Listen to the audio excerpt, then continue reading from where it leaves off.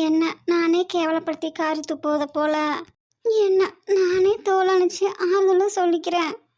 என்ன போல ஒரு தேவதையும் என்ன போல ஒரு சாத்தானும் வேற எங்கேயும் இல்லை.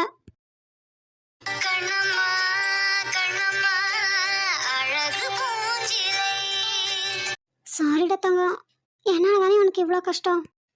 அப்படியெல்லாம் ஒன்றும் இல்லை. யார் சொன்னா? சரி ரேகா, அனாத யார் பேசுனாங்க? அம்மா தானே பேசுனாங்க.